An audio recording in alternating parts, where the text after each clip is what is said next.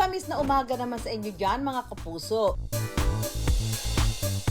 Sintamis ng ngiti ng kapuso actress na si Isabel Ortega. Ang 25-year-old si Isabel Ortega, sinimulang mag-business nito lang 2023. Ang isa sa pangarap niya negosyo, nabuksan na nitong December lang. Ito ay family business nyo na, tapos ikaw ang nagmamanage. Yes. Actually, tagal na namin itong gustong ibukas ng mom ko kasi sobrang favorite ko kasi yung recipes ni mama. So, for the first time, nag-collaborate kami and all of this, dugot pawis po namin dalawa. So, nag-collaborate kayo. Ano ang contribution mo? Ako po ang investor.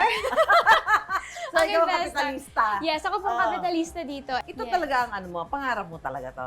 Isa po to sa mga pangarap ko yan. Bakit? Bakit Opo. bake shop? Kasi bata pa lang po ako actually, nagbe-bake na po ako with my mom. Parang yun po kasi yung naging bonding moment namin with my talaga? mom ko. Oo. Kasi mahilig din talaga siya mag-bake. So, Oo. yun yung kinalakihan ko. Pero to make it a business actually, siguro last year lang nag-click sa akin, oo nga pala, favorite ko to gawin dati, why not? Hands-on daw si Isabel sa planning stage ng kanilang negosyo. We wanted parang alam niyo po yung patisserie ng French. Yes. Na very colorful, very sweet. Kaya nga suot mo para tayo nasa friends. Yes, oo.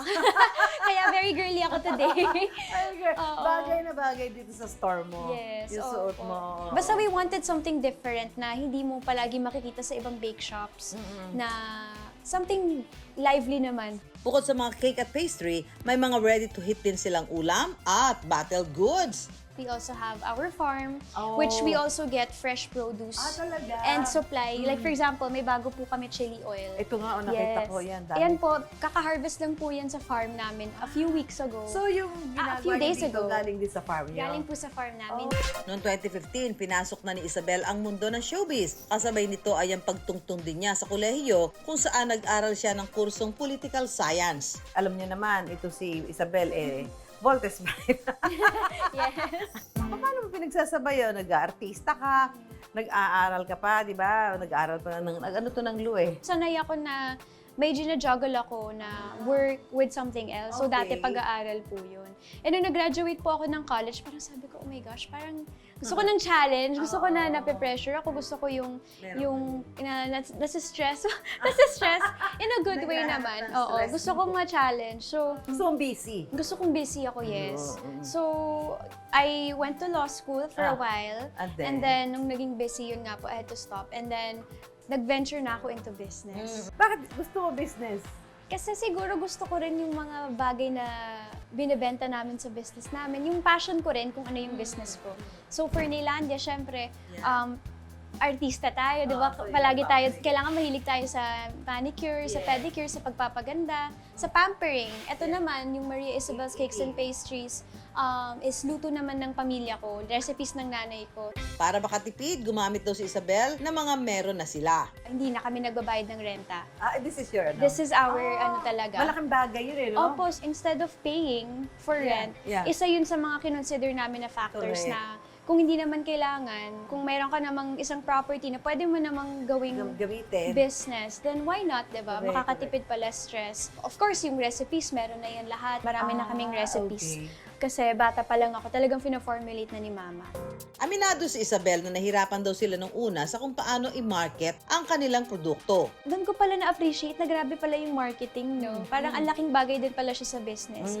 We started with a very humble shop, di ba? Ang dami palang, kailangan mong i-consider. Like, kunwari, paano mo siya i-market sa neighborhood? Yes, oo. Paano mo siya i-market sa ibang bagay? Why hashtag lasang langit? Yun po kasi yung tinatawag ng mom ko. So, pag kinain mo, masasayahan ka? Yes, lasang langit talaga. As in, parang mapupunta ka sa ibang dimension, gano'n.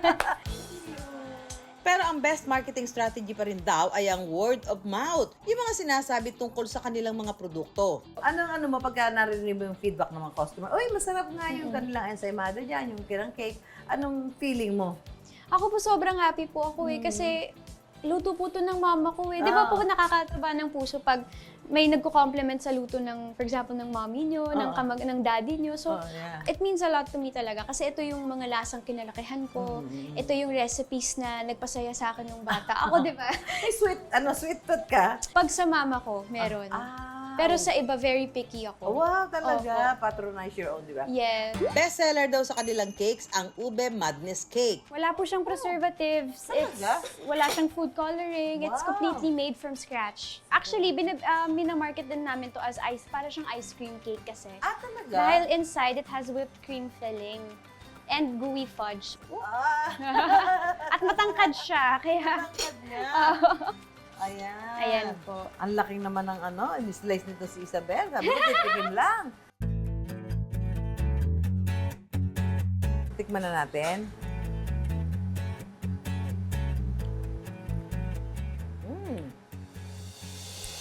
Lasang langit nga. Yay! Ang sarap! At saka yung ube niyo, totoo ha? Totoong ubi po siya, yes. Totoo yung ube niya, hindi siya yung food coloring lang. Yes. Ang sarap. Akala raw noon ni Isabel ay abogasya ang tatahakin niyang karir. Pero itong si Isabel nahook na raw sa pagninegosyo. Tapos ang part ng pag ninegosyo ka in love. Definitely po yung maraming kita. Natural! Yes. business, gusto mo lagi mataas ang sales mo, Oo, di ba? Pero syempre, definitely. ang gusto mo, masaya rin yung customer niyo. Yes. Oo naman po. Kaya quality control, that's why we started small din Yeah. talaga para kontrolado namin. Yung mami ko pa rin lahat ng nagbe-bake ng Oo. pastries namin. Naka-in charge talaga siya sa lahat. Overseer talaga siya. Kahit hindi nag-aaral tungkol sa pagninegosyo at maraming pinagsasabay-sabay na gawain, basta determinado at nasa puso ang negosyo tulad ni Isabel, success is in the bag.